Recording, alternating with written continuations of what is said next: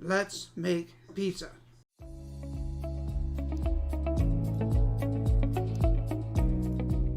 We're going to be making 2 pizzas today. Each one's going to take 4 cups all-purpose non-bleached flour, 1 package each of rapid rise yeast, 1 teaspoon table salt, 1.5 teaspoons of sugar, 1.25 cups water at 110 degrees to activate the yeast. You're going to need a blurble of canola oil. Right here we have shredded mozzarella cheese, and here is chunked up Parmesan cheese. We have pizza sauce. What I did is I just took a regular marinara, added some garlic powder to it, a little bit of onion powder, and simmered it for about an hour. Pepperoni. We cooked up some bacon, chopped it up into pieces. We have some Italian sausage, pineapple, and we're going to make a cheese crust today. We're going to make a cheesy crust filled with these cheese sticks, and that's what we're going to use for topping. You can use anything you want. That's 110 degrees. And what we're going to do is get 1.25 cups of water and put it into one bowl. Then another 1.25 cups of water. Put it in another bowl. Remember, each packet of yeast is already set, 1/4 ounce. We're going to cut the top off, pour in our yeast, cut the top off, pour in our yeast, and we're going to let it sit. This is going to take just a few minutes. And what we're going to start watching for is the yeast is going to start to foam on the top just a little bit. It's called blooming, and it'll start to gather into a circle in the center, or you'll see it dropping to the bottom. Either way, in about 2 minutes you'll see, and that's when we're going to start adding our flour. All right, as you can probably see, it's starting to separate on this one. It's really separating on this and falling to the bottom. Now we need 1 teaspoon of salt in each, so I'm going to put that in there. And I'm putting it in the other bowl now off camera, but we're doing the same thing. And we're going to need 1.5 teaspoons of sugar. So 1.5 teaspoons. We're going to stir it easily till it's mixed, and then we're going to add 4 cups of our flour. And here's what we're going to do.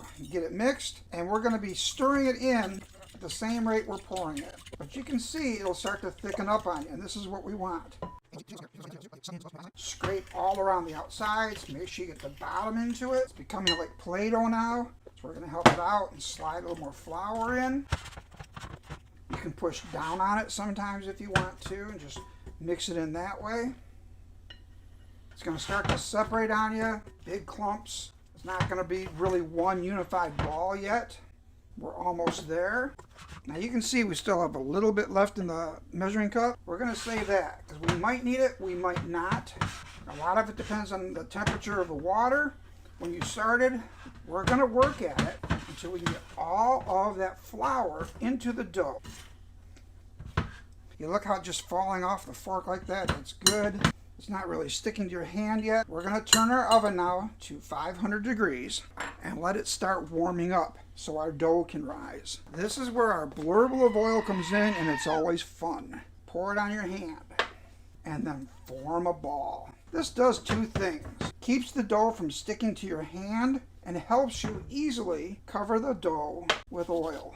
And then we're going to take our bowls, cover them with a towel, any hand towel. And here we have both bowls sitting on the oven, 500 degrees. The heat's going to rise up from the oven to the stovetop. And it'll be just enough to help proof those to rise our dough. There's a little bit of flour left over. I'm going to put it on there. And I tell my small humans, make a spider hand like this. And that's the best way to evenly spread out your flour. You want it to be spread out evenly, make circles like this. Start in the center, work your way out. That's about as evenly as you need it to be right there. Now, let's take a peek at our dough. Okay, here are our 2 doughs rising, and it looks like it's rising nicely. We don't want a lot of rise. 10-20% is all you really need. The best way to get your dough out of the pan is help it out a little bit by just breaking it free from the bottom. You don't want to stretch it too much. Once you got most of it broke free, it'll probably just fall right out. I'm going to put a little pile there, and I put it on my hand so the dough doesn't stick to it. I'm going to put a little bit over it. And I'm just going to press it now 4 times. 1, 2, 3, 4. And I'm going to flip it. We don't want it sticking. Before we do anything else, really light, a little bit more. 1, 2, 3, 4, 5, 6. Now we went 6 because it's getting a little bit bigger. Flip it again. You can feel it's a nice, thick, fluffy dough. This is the last time we're going to have to flour it unless it starts to stick. And we're going to go 1, 2, 3, 4, 5, 6, 7, 8. Now our dough is looking good. We could start to roll it, or we could work it from the center out. And that's what I prefer to do. Always working from the center outward. Now, that would be a good sized dough for a regular pizza, but here's what we're going to do. We're going to steal a little bit more for the outside edge because we're going to make this a cheesy crust. Now, as you're doing this, it will push flour off the cutting board. It's okay. You can clean it. These sticks are the best because you can roll right over them. So we're going to put them all around. Now, as you start to roll it, pull it a little bit so you don't lose diameter of the pizza. Pull it out, roll over. Pull it out, roll it over.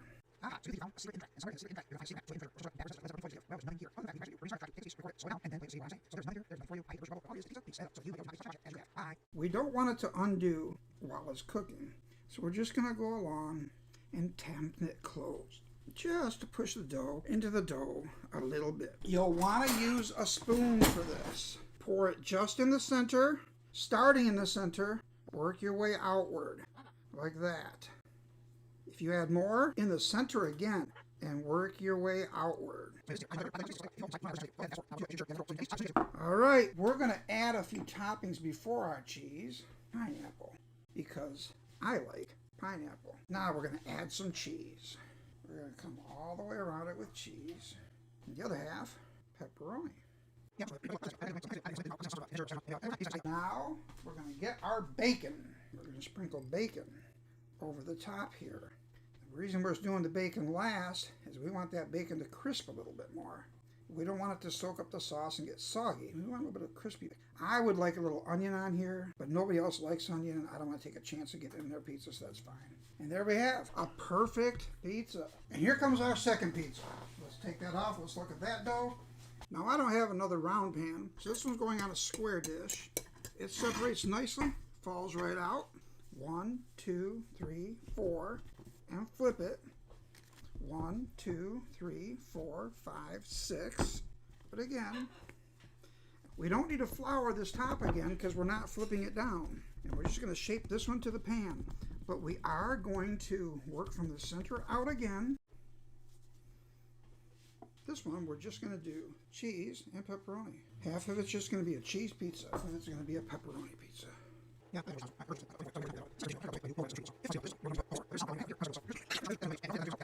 And there we have it. And that's going in the oven now too. We're going to be baking them for 10 to 12 minutes. We always set our timer early because you can always cook something longer if it's undercooked. You can't uncook it if it's overcooked. Here's our first pizza. Sounds like our second one is done now. Cheese and pepperoni, pineapple, bacon, and cheese. The crust is crunchy, filled with cheese. It's gonna be delicious. So, we're gonna pull the other one out in about another minute and take a peek at that. And here's our other pizza. Got a little browner than the first one. That's okay, it's nice and crispy. We're gonna slide it right out of the pan, and it looks delicious. The crust is cooked all the way through. We're just gonna cut it. Pizza squares. Just like we used to get when I was a kid in school. This is Chef Ken Dad signing off, reminding you that baking is science, cooking is art, Blurble comes from the heart, and don't ever be afraid of the dark. See you on the next video.